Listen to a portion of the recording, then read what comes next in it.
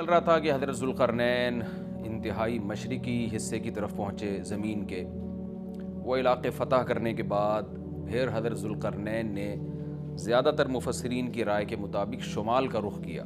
قرآن میں نہیں ہے کہ نارتھ کی طرف گئے یا ساؤتھ کی طرف گئے، لیکن کچھ چیزیں بدیہی ہوتی ہیں. آبادی ظاہر ہے اس وقت نارتھ ہی کی طرف زیادہ تھی، ساؤتھ کی طرف آبادی بہت بعد میں دنیا میں آئی ہے، اور اب بھی بہت کم آبادی ہے ساؤتھ کی طرف. تو غالب یہی ہے کہ نارتھ کی طرف حضرت ذوالقرنین گئے. قرآن کہتا ہے ثم اتبع سببا حتی اذا بلغ بین السدین. سد کہتے ہیں بند کرنا، کہتے ہیں نا سد باب، اور انسداد دہشت گردی، باب انفعال میں جائے گا تو انسداد یعنی دہشت گردی کو بند کرنا. تو سدین دو سد یعنی دو آڑیں. تو پہاڑ کو آڑ سے تعبیر کیا گیا ہے کیونکہ پہاڑ رکاوٹ بن جاتا ہے ادھر کی آبادی ادھر اور ادھر کی ادھر جانے کے لیے، تو ایک آڑ کی طرح ہوتا ہے. تو قرآن کہتا ہے حتی اذا بلغ بین السدین، یہاں تک کہ جب دو پہاڑوں کے درمیان میں پہنچے. وجد من دونہما قوما، تو آپ نے پایا ان دونوں کے پیچھے ایک قوم کو، یا دونوں کے ایک طرف ایک قوم کو پایا. لا یکادون یفقہون قولا، ایسی قوم تھی لا یکادون یفقہون قولا، کہ بات سمجھنے کی صلاحیت ہی نہیں تھی اس کے اندر. دیکھیں حضرت ذوالقرنین جب مشرق کی طرف گئے تو زبان تو وہاں بھی نہیں آتی ہوگی، وہ الگ زبان ہوگی. جب سورج کے مغرب کی طرف گئے زمین کے دوسرے کنارے کی طرف، تو ان کی زبان بھی ذوالقرنین کی زبان سے میچ نہیں کرتی ہوگی، وہاں بھی ترجمان کی ضرورت پڑی ہوگی. لیکن وہاں قرآن نے یہ نہیں کہا کہ وہ بات سمجھتے ہی نہیں تھے. لیکن جب نارتھ کی طرف گئے ہیں تو قرآن کہہ رہے ایسی قوم دیکھی پہاڑوں کے پیچھے جو کچھ سمجھنے کی اس میں گویا صلاحیت ہی نہیں تھی. لا یکادون، ان میں کھوپڑی نہیں تھی ان کی. تو اس لیے زیادہ تر مفسرین اس طرف گئے کہ یہ کوئی وحشی قوم تھی. کوئی وحشی قوم ہوتی ہے نا جنگلوں میں جو رہنے والے، جیسے میں نے ایک ولاگ بنایا تھا مسائی قوم ایک جنگل میں رہتی ہے، تو جنگلی قسم کی قوم تھی. کوئی ہو سکتا ہے پتے وتے جسموں پہ ڈھانپتے ہوں اور بالکل درندوں کی طرح جانوروں کی طرح رہتے ہوں. تو اس ٹائپ کی قوم تھی کہ اوپر کھوپڑی ان کی خالی تھی، بات سمجھنے کی صلاحیت نہیں تھی ان میں. قالوا یا ذا القرنین، وہ ذوالقرنین سے آ کے کہنے لگے ان یاجوج و ماجوج مفسدون فی الارض. کیا ذوالقرنین آپ اللہ کے نیک بزرگ ہیں، آپ آئے ہیں اللہ اللہ سکھا رہے ہیں لوگوں کو، دین کی دعوت دے رہے ہیں، توحید کی دعوت دے رہے ہیں، تو ایک کام ہمارا کر دیں کہ ایک قوم ہے یاجوج اور ماجوج جس نے زمین میں فساد مچا کے رکھا ہوا ہے.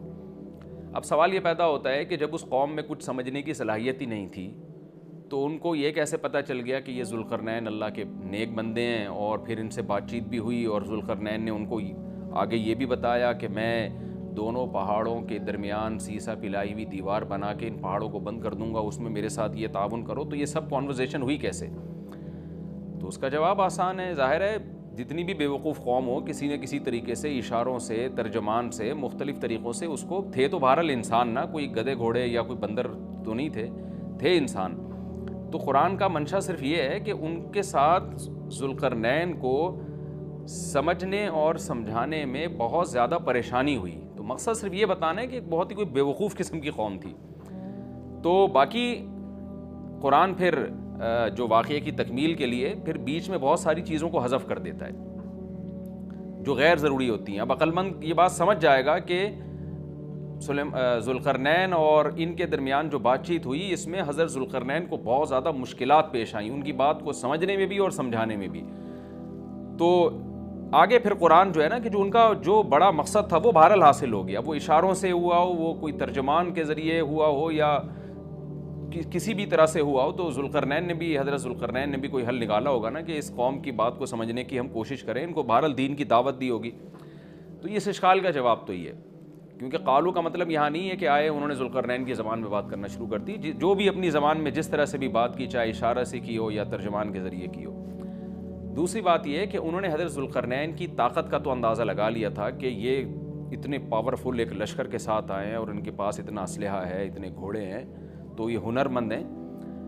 اور آگے ریکویسٹ انہوں نے اس لیے بھی کی کہ حضرت ذوالقرنین کی بزرگی کا بھی ان کو اندازہ ہو گیا. دیکھیے اللہ تعالیٰ نے انسان کی نیچر ایسی بنائی ہے کہ جو نیک لوگ ہوتے ہیں نا ان کی تقوی اور للہیت کا، ان کی بزرگی کا غیر مسلموں پہ بھی اثر پڑتا ہے. ہندوستان میں علماء بتاتے ہیں کہ ہندو مسلمان بزرگوں کے پاس آیا کرتے تھے دعا کرانے کے لیے، اب بھی آتے ہیں. انڈیا کے بعض علماء نے ہمیں بتایا کہ ہمارے پاس ہندو بھی آتے ہیں اور کہتے ہیں ہمارے لیے دعا کریں اللہ تعالیٰ سے، کیونکہ ایک لاشعوری طور پر انسان کے ذہن میں یہ بات ہوتی ہے کہ بھئی یہ اللہ والا آدمی ہے. جیسے یوسف علیہ السلام جب جیل میں تھے تو غیر مسلم یوسف علیہ السلام کے پاس آئے اور کہنے لگے کہ آپ ہمیں خواب کی تعبیر بتائیں. اب سوال پیدا ہوتا ہے کہ بھئی وہ تو غیر مسلم تھے اور یوسف علیہ السلام نمازی پرہیزگار تھے, تو غیر مسلموں کو کیسے اندازہ ہو گیا کہ یہ خواب کی تعبیر بتائیں گے؟ اس کا جواب یہی ہے کہ لاشعوری طور پر اللہ نے دلوں میں ایک ہیبت ڈالی ہوتی ہے پرہیزگار لوگوں کی, ایک روب ڈالا ہوا ہوتا ہے اور ایک عظمت ڈالی ہوئی ہوتی ہے.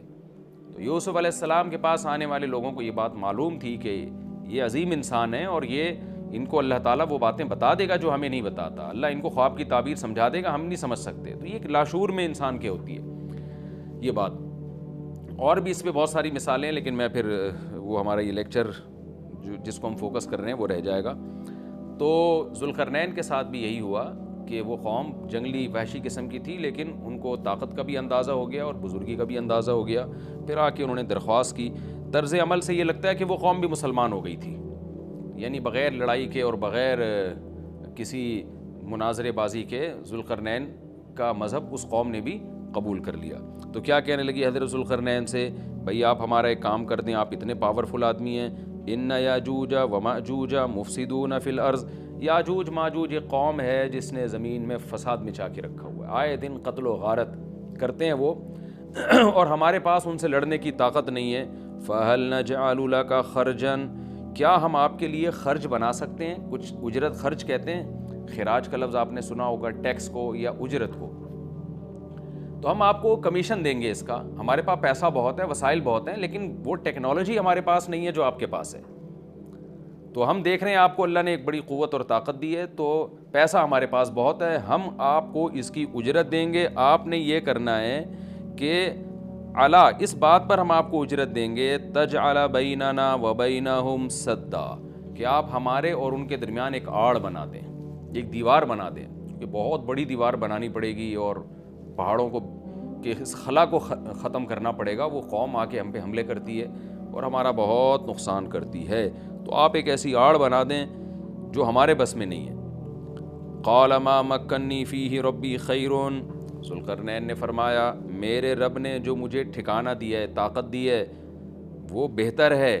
کیا مطلب؟ مجھے تمہاری اجرت کی ضرورت نہیں ہے, میرے پاس بہت وسائل ہیں.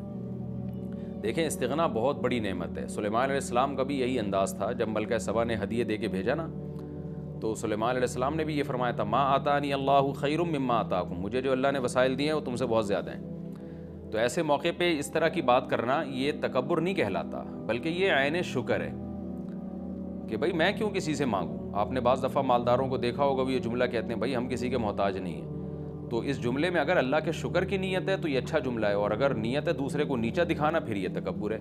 تو بعض وہمی لوگ کیا کرتے ہیں, کوئی بھی اس طرح کا جملہ زبان سے نکالتے تو فوراً اس پہ تکبر کا فتویٰ ٹھوک دیتے ہیں, یہ ٹھیک نہیں ہے. تو اس طرح کے جملے پیغمبروں سے بھی ثابت ہیں تو اور اہل اللہ سے بھی ثابت ہیں. حضرت ذوالقرنین نے فرمایا بھائی پیسوں کی مجھے ضرورت نہیں ہے, ما مکنی فیہ ربی, میرے رب نے جو مجھے وسائل دیے ہیں, خیرون, وہ بہت بہتر ہیں. تم کیا دو گے مجھے, کتنے پیسے دے دو گے؟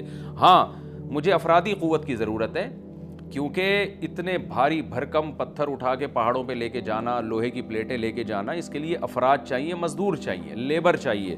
فَأَعِینُونِی بِقُوَّةٍ, تم مجھے میری مدد کرو قوت کے ساتھ. قوت چاہیے مجھے, پاور چاہیے, افرادی قوت چاہیے. یہاں قوت سے مراد ہے وسائل چاہیے, لیبر چاہیے, مزدور چاہیے. تو اجعل بینکم وبینہم ردما, میں تمہارے اور ان کے درمیان آڑ بنا دوں گا, دیوار بنا دوں گا. آتونی زبر الحدید, وہ قوت یہ چاہیے کہ دو تم مجھے لوہے کی پلیٹیں, یعنی اوپر چڑھانے میں میری مدد کرو ان کی. تو وہ افراد چاہیے ہمیں بہت بڑی تعداد میں جو لوہے کی پلیٹوں کو لے کے پہاڑوں کے اوپر چڑھیں, اور کوئی بھی اس وقت جو بھی طریقہ انہوں نے اختیار کیا ہوگا, ان پلیٹوں کو ہم دونوں پہاڑوں کے بیچ میں رکھیں گے. حتی اذا ساوا بین الصدفین, یہاں تک کہ جب دونوں کنار, صدف کہتے ہیں پہاڑ کے کنارہ, دونوں کناروں کے درمیان ان لوہے کی پلیٹوں کو. اچھا یہاں بھی اندماج ہے, صنعت اندماج کا مطلب بہت سے واقعات قرآن بیچ میں حذف کر رہا ہے. تو ایسا ہی نہیں ہے کہ بنی بنائی پلیٹیں, انہوں نے کوئی اسٹیل مل تھی اور وہ پلیٹیں پہلے سے تیار رکھی ہوئی تھیں. ظاہر ہے ذوالقرنین نے کیا کیا, لوہا جمع کیا پہلے. حضرت ذوالقرنین نے کس قدر محنت لگی ہوگی, پہاڑوں کے درمیان بہت زیادہ لوہا چاہیے. تو کہاں کہاں سے پتہ نہیں کتنے مہینے کا یہ پروسیس ہوگا, کتنے سال اس پروجیکٹ میں لگے ہوں گے, کہاں کہاں سے لوہا جمع کیا ہوگا. ہو سکتا ہے زمین میں کھدائی کا کام شروع کیا ہو پہلے, کہ زمین سے لوہا نکالیں ہم, پھر اس لوہے کو گرم کر کے اس کو بھٹیوں میں گرم کر کے کیسے پلیٹوں کی شکل میں تبدیل کیا ہوگا. تو یہ کوئی آسان کام نہیں ہے, لیکن قرآن نے اس پورے واقعے کو حذف کر دیا اور مختصراً بیان کیا. آتونی زبر الحدید, جو لوہے کی پلیٹیں ہم نے تیار کی ہیں وہ لا کے دو. حتی اذا ساوا بین الصدفین, جب ان پلیٹوں کو دونوں پہاڑوں کے بیچ میں ایسے ایسے نصب کرنا شروع کر دیا. ایک پلیٹ آئے, پھر دوسری پلیٹ, پھر تیسری پلیٹ. یعنی اگر ایسے کر کے پلیٹ لگاتے تو یہ تو پلیٹ تو بہت ہلکی ہوتی, یاجوج ماجوج اس میں سوراخ کر دیتے یا کچھ بھی اس کو توڑ دیتے یا جلا دیتے, پگھلا دیتے بھٹی کے ذریعے, کچھ بھی کر سکتے تھے. تو پلیٹوں کو ایسے کر کے رکھا گیا کہ چوڑائی میں جو ہے وہ دیوار بنے. قال انفخوا, تو ذوالقرنین نے کہا اب ان میں آگ بھڑکاؤ. انفخوا کا مطلب پھونک مارنا ہے, لیکن یہاں پھونک سے بھٹی کی جو گرم کرنے کے لیے جو ہوا ڈالی جاتی ہے نا, جو جیسے آپ نے دیکھا ہوگا نا پرانے زمانے میں خواتین جو تھیں, وہ بوڑھی مائیں کیا کرتی تھیں, دادیاں, وہ ایک پائپ لے کے نا کوئلوں میں پھونک مارتی تھیں. اس سے کیا ہوتا ہے, وہ ٹیمپریچر بڑھتا ہے. آج بھی میں نے گاؤں دیہاتوں میں دیکھا ہے بھٹیوں میں کہ وہ ہوا کا پریشر بنانے کے لیے انہوں نے کچھ دیسی قسم کی مشینیں لگائی ہوئی ہوتی ہیں. ایک صاحب کو میں نے دیکھا کہ وہ سائیکل کا پہیے پہ پتہ نہیں کون سی مشین لگائی ہوئی ہے, اس سائیکل گھمائے جا رہے ہیں, ادھر سے ہوا نکل رہی ہے اور وہ لوہا پگھلنا شروع ہو گیا. تو بھٹی میں جو پہلے زمانے میں ٹیمپریچر بڑھایا جاتا تھا وہ ہوا کا پریشر بڑھا کے ہی بڑھایا جاتا تھا, یا ہو سکتا ہے کوئی گیس ہو جس کا پریشر بڑھانے کو انفخو سے تعبیر کیا جا رہا ہے. حتی اذا جعلہ نارا, یہاں تک کہ جب ان پلیٹوں کو بہت زیادہ گرم کر دیا اور آگ کی طرح, وہ پلیٹیں بیچ میں نصب کر کے نا آگ کی طرح پگھلنے لگیں, پانی کی طرح وہ پگھلنے لگیں.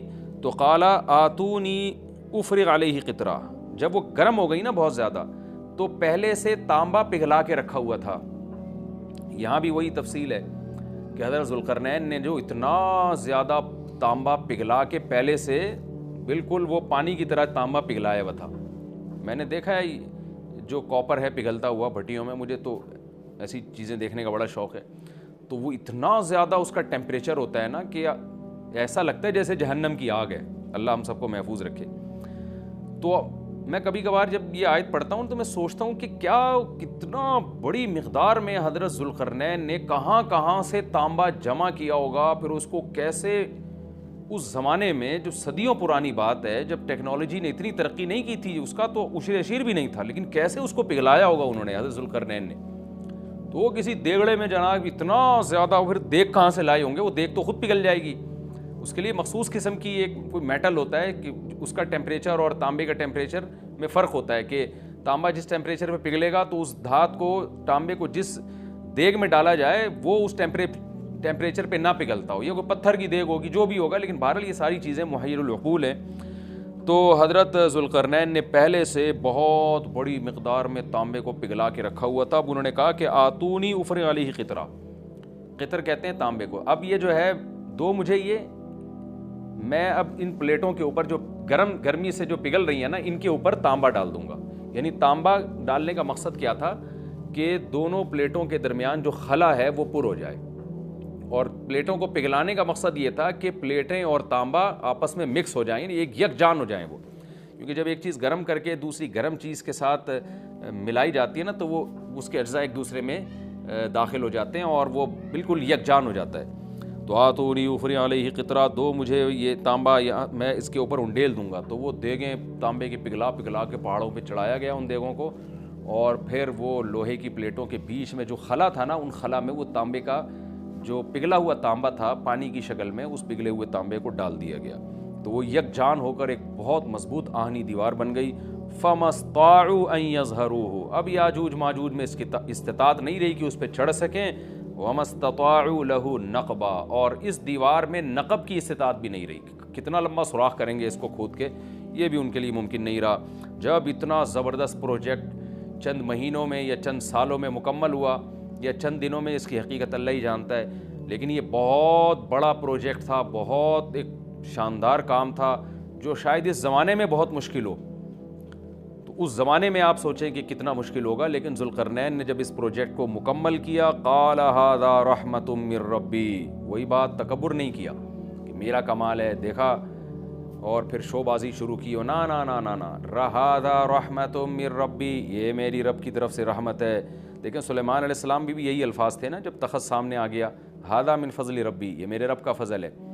تو انبیاء اور نیک لوگ اللہ ان سے جب بھی کوئی عجیب کام لیتا ہے تو فوراً اللہ کی طرف نسبت کرتے ہیں، پھر وہ دنیا کی بے ثباتی بھی دکھاتے ہیں کہ انہی چیزوں میں پڑھ کے نہ رہ جانا۔ فوراً ذوالقرنین نے کیا کہا، فَإِذَا جَاءَ وَعْدُ رَبِّي، جب میرے رب کا وعدہ آئے گا نا، جَعَلَهُ دَكَّا، اللہ اس کو توڑ تاڑ دے گا۔ مطلب یہ دنیا کی ترقی ہے، یہ ہے فنا ہونے والی، دل لگانے کی چیز نہیں ہے۔ تو ایسا نہ ہو کہ اس سے دل لگانا شروع کر دو اور اسی میں بس کے رہ جاؤ اور اللہ کو بھول جاؤ اور اپنی ترقیوں پہ ناز کرنا شروع کر دو۔ فَإِذَا جَاءَ وَعْدُ رَبِّي، جب میرے رب کا وعدہ آئے گا، جَعَلَهُ دَكَّا، اسے توڑ تاڑ کے برابر کر دے گا۔ وَكَانَ وَعْدُ رَبِّي حَقًّا، اور میرے رب کا وعدہ سچا ہے۔ وعدے سے مراد کیا ہے؟ دونوں مراد ہو سکتے ہیں، یا تو قیامت مراد ہو سکتی ہے کہ قیامت میں سب چیزیں ہی ٹوٹ جائیں گی، یا جو احادیث میں آیا ہے کہ جب یاجوج ماجوج قرب قیامت میں ظاہر ہوں گے تو وہ دیوار ختم ہو جائے گی، یا تو وہ مراد ہے۔ وَتَرَكْنَا بَعْضَهُمْ يَوْمَئِذٍ يَمُوجُ فِي بَعْضٍ، اور ہم ان میں سے بعض کو، یعنی جو یاجوج ماجوج ہیں ان میں سے بعض کو، یومئذ، جس دن ایسا ہوگا، جس دن اللہ کا وعدہ آئے گا اور یہ دیوار ٹوٹے گی، یموج فی بعض، ہم ان کو ایسا کر دیں گے کہ یہ ایک دوسرے میں گھس رہے ہوں گے۔ یہ مضمون احادیث میں آیا ہے۔ دیکھیں قرآن میں اور احادیث صحیحہ میں جو یاجوج ماجوج اور اس دیوار کا ہمیں ملتا ہے نا، میں صرف اس کو آپ کے سامنے بیان کروں گا، باقی اس بارے میں ڈیٹیل میں آپ جائیں گے تو بہت کچھ آپ کو انٹرنیٹ پہ بھی مل جائے گا، مفسرین کی کتابوں میں بھی مل جائے گا، اور لوگوں کی اپنی اپنی تحقیقات ہیں، اپنے اپنے تبصرے ہیں، نہ میں ان تبصروں کو صحیح کہہ رہا ہوں نہ غلط کہہ رہا ہوں، کتابیں بھری ہوئی ہیں، وہ آپ جائیں پڑھیں اس کو۔ لیکن جتنی بات قرآن سے اور صحیح احادیث سے یاجوج ماجوج کے بارے میں ثابت ہوتی ہے، میں صرف اس کو آپ کے سامنے ابھی پیش کر رہا ہوں۔ پہلا عقیدہ تو یہ ثابت ہوتا ہے کہ یاجوج ماجوج ایک قوم ہے، انسان ہیں، وہ کوئی انسانوں کے علاوہ کوئی الگ مخلوق نہیں ہے، لیکن ہیں بڑے فسادی۔ دوسری بات، یہ بہت قدیم ہے، ذوالقرنین جب گئے تو اس سے پہلے کی یہ قوم ہے اور زمین میں پہلے سے فساد مچا رہی ہے، لیکن بہت زیادہ ان کی کثرت نہیں تھی جتنی کثرت قرب قیامت میں ہوگی، کیونکہ نسل ان کی بہت تیزی کے ساتھ بڑھ رہی ہے۔ تیسری بات یہ ہے کہ اللہ نے ان کو دنیا کے کسی حصے میں رکھ کے چھپا دیا ہے۔ چھپایا اس لیے ہے کہ ان کے ظاہر ہونے کا ایک ٹائم ہے، اور وہ ہے حضرت عیسیٰ علیہ السلام کا دور۔ حضرت عیسیٰ ابن مریم کے دور میں یاجوج ماجوج ظاہر ہوں گے، تو اسی کو آپ چوتھا پوائنٹ بھی کہہ سکتے ہیں۔ تیسرا پوائنٹ کیا ہو گیا کہ ان کو چھپا دیا گیا ہے، لہذا یہ جو لوگ کہتے ہیں نا یاجوج ماجوج دریافت ہو گئے ہیں، فلاں جگہ ہیں فلاں جگہ ہیں، تو بھائی ہمیں جب ایک چیز چھپا دی گئی ہے اور ایک ٹائم بتا دیا گیا ہے کہ اس ٹائم پہ ظاہر ہوں گے، تو اس سے پہلے وہ دریافت ہو ہی نہیں سکتے۔ پہلے دریافت ہو گئے تو اس کا مطلب نبی صلی اللہ علیہ وسلم کی گویا پیش گوئی غلط ہو گئی، تو جو جس کا ٹائم ہے اسی ٹائم پہ وہ ظاہر ہوں گے۔ چوتھی بات میں نے جیسے بتائی کہ حضرت عیسیٰ علیہ السلام کے دور میں وہ ظاہر ہوں گے۔ پانچویں بات، صحیح حدیث سے یہ بات ثابت ہے کہ یاجوج ماجوج وہ جو دیوار بنی تھی اس کو چاٹتے رہتے ہیں، ختم کرتے ہیں۔ اب چاٹنا کا جو لفظ حدیث میں ہے اس سے مراد زبان سے چاٹنا بھی ہو سکتا ہے، اور یہ کنایا بھی ہو سکتا ہے کہ اس کو ختم کرنے کی کوشش میں لگے ہوئے ہیں۔ اور ایسے چاٹنا، جب ہم کوئی چیز چاٹتے ہیں نا تو بہت تھوڑی تھوڑی وہ ختم ہوتی ہے، تو اتنی موٹی اتنی بڑی دیوار ہے کہ وہ انہوں نے اپنی اسٹرگل اور اپنی محنت نہیں چھوڑی ہے، تو وہ دیوار کو کسی نہ کسی طریقے سے گھسائی میں اس کے لگی رہتے ہیں۔ تو زبان سے بھی چاٹنا ہو سکتا ہے اور کسی اور طریقے سے اس کو ختم کرنے کی کوشش بھی مراد ہو سکتی ہے۔ اور حدیث میں آتا ہے کہ ایک دن آئے گا، وہ جب ختم ہونے والی ہوتی ہے نا تو وہ کہتے ہیں کہ ہم کل اس کو دوبارہ شروع کریں گے اور کل ہم اس کو ختم کر دیں گے، لیکن وہ اللہ تعالیٰ اپنی قدرت سے دوبارہ اس دیوار کو اتنا ہی موٹا کر دیتے ہیں جتنا ذوالقرنین نے کیا تھا۔ تو قرب قیامت میں جب حضرت عیسیٰ علیہ السلام کا ظہور ہوگا تو وہ یہ کہیں گے ہم انشاءاللہ اس کو کل ختم کریں گے۔ تو انشاءاللہ کا لفظ جب استعمال کریں گے، کیونکہ وہ قوم ہے کافر، وہ اللہ پہ اعتماد کرنا، اللہ پہ توکل کرنا یہ چیز نہیں ہے۔ جیسے کافر تو نہیں کہے گا نا اللہ نے چاہا تو وہ اللہ پہ یقین نہیں رکھتے، تو وہ جب اللہ کا نام لیں گے اور کہیں گے کہ اللہ نے چاہا تو ہم اس کو کل ختم کر دیں گے، تو پھر اسلام کی وجہ سے وہ دیوار ختم ہو جائے گی۔ اس کی مثال ایسے جیسے حدیث میں آتا ہے، پچھلی قوموں میں ایک نوجوان تھا جو جادوگر کے پاس بھی جاتا تھا اور راہب کے پاس بھی جاتا تھا، جس کا سورہ بروج میں تذکرہ ہے، والسماء ذات البروج میں۔ تو جب وہ نوجوان پکڑا گیا، وہ مسلمان ہو گیا تھا، بادشاہ نے اس کو بھیجا تھا جادوگر کے پاس کہ جادو سیکھے، لیکن وہ راہب کے پاس جاتا، عیسائیت سیکھی اس نے اور نیک مسلمان بن گیا۔ تو بادشاہ نے اس کو قتل کرنے کی حتی الامکان کوشش کی، مگر وہ قتل نہیں ہو پا رہا تھا۔ بادشاہ اس نے اس کو پہاڑ پہ بھیجا اپنے سپاہیوں کو لے کے کہ پہاڑ سے لے جا کے اس کو گرا دو، لیکن اللہ نے مدد کی کہ وہ سپاہی گر گئے، یہ بچ گیا۔ بادشاہ نے حکم دیا اس کو سمندر میں لے جا کے غرق کر دو، وہ سارے سپاہی غرق ہو گئے، یہ بچ گیا۔ تو کسی بھی طرح سے اس کی قتل کی کوششیں کامیاب نہیں ہو رہی تھیں، تو اس نے بادشاہ سے کہا کہ تو اگر مجھے قتل کرنا چاہتا ہے نا تو چوک پہ کھڑا کر کے تیر مجھے مار اور کہے کہ بسم اللہ و ربی ھذا الغلام، اس نوجوان کے رب کے نام سے میں اس کو قتل کرتا ہوں۔ تو اللہ کا نام لے کے مجھے مارے گا تو میں قتل ہو جاؤں گا۔ نوجوان یہ قربانی اس لیے دے رہا تھا کہ بادشاہ جب پوری پبلک کے سامنے اللہ کا نام لے گا تو لوگوں کو یقین آ جائے گا کہ بھئی اللہ کا نام لینے سے تو کام ہو گیا، اور اللہ کا نام لیے بغیر کام نہیں ہو رہا تھا۔ تو جو بادشاہ اللہ کو مانتا نہیں تھا آج اس کو بھی اللہ کا نام لینا پڑا ہے۔ تو نوجوان نے یہ قربانی اس لیے دی کہ بادشاہ جب اللہ کا نام لے گا لوگوں کو اللہ کی ذات پہ یقین آئے گا اور لوگ مسلمان ہو جائیں گے، عیسائیت کو قبول کر لیں گے۔ تو اس نوجوان نے یہ قربانی دی اور بادشاہ نے اللہ کا نام لے کے جب تیر مارا تو وہ نوجوان شہید ہو گیا، اور لیکن پورا ملک مسلمان ہو گیا، عیسائیت قبول کر لی۔ اور سورہ بروج میں پھر اللہ نے ان کا تبصرہ کیا، ان کا واقعہ بیان کیا ان کے بارے میں کہ کیسے بادشاہ نے خندقیں کھود کھود کے پوری قوم کو جو ہے وہ جو دین سے پیچھے نہیں ہٹے ان کو کس طرح سے آگ میں پھینک دیا ان سب کو۔ تو اس سے پتہ چلتا ہے کہ کافر بھی بعض دفعہ جب اللہ کا نام لیتا ہے نا تو اس کو دنیاوی فائدہ ہو جاتا ہے۔ تو یاجوج ماجوج بھی تنگ آ کر پھر اللہ کا نام لیں گے اور کہیں گے اللہ نے چاہا تو ہم اس دیوار کو کل ختم کر دیں گے، اور بالآخر وہ دیوار ختم ہو جائے گی۔ پھر قرآن کے الفاظ ہیں آگے کہ جب یہ دیوار ختم ہوگی وَتَرَكْنَا بَعْضَهُمْ يَوْمَئِذٍ، اچھا ہاں میں بتا رہا تھا کہ حدیث سے کیا پوائنٹ پتہ چلتے ہیں، تو یہ 5 پوائنٹ ہو گئے۔ چھٹا پوائنٹ یہ کہ حضرت عیسیٰ ہی کے دور میں یہ کسی وبا کے ذریعے ہلاک ہو جائیں گے۔ حضرت عیسیٰ علیہ الصلوۃ والسلام اتنے زیادہ ہوں گے کہ ان سے لڑنا ممکن نہیں ہوگا، جیسے کہ قرآن میں بھی آ رہا ہے وَتَرَكْنَا بَعْضَهُمْ يَوْمَئِذٍ يَمُوجُ فِي بَعْضٍ، ہم ان میں سے بعض کو بعض کے اندر گھسا دیں گے، اتنی کثرت سے ایک دوسرے میں، ہی اب آبادی کی کثرت بہت ہوگی ان کی، گھسے ہوئے ہوں گے ایک دوسرے میں، یہ جیسے چیونٹیاں اور مکوڑے ہوتے ہیں، تو ان سے لڑنا ممکن نہیں ہوگا۔ تو حضرت عیسیٰ علیہ الصلوۃ والسلام لوگوں کو لے کے کوہ طور پہ چلے جائیں گے، اور باقی مسلمان وہ اپنے اپنے گھروں کے اندر بند ہو جائیں گے، اور پھر اللہ کی طرف سے ایک وبا آئے گی، اور اس وبا میں یہ سارے کے سارے ہلاک ہو جائیں گے۔ اور پھر جب ہلاک ہو جائیں گے تو اتنی زیادہ ان کی لاشیں زمین پہ ہوں گی، اتنی زیادہ کہ انسانی آبادی ان کی لاشوں سے متعفن ہونا اور بیمار ہونا شروع ہو جائے گی، ان کی لاشوں سے بدبو اٹھے گی، اور ظاہر ہے انسان ہوں گے یہ، تو اس کی وجہ سے جو زمین کا ماحول خراب ہوگا۔ پھر حضرت عیسیٰ علیہ الصلوۃ والسلام اللہ سے دعا مانگیں گے کہ اللہ تعالیٰ ان کو کسی طرح ٹھکانے لگائے، کوئی انتظام کرے۔ تو پھر حدیث میں آتا ہے بارشیں ہوں گی اور سیلاب آئیں گے، اور ان کی لاشیں بہہ بہہ کے پانیوں میں جا کے، سمندروں میں جا کے ختم ہو جائیں گی۔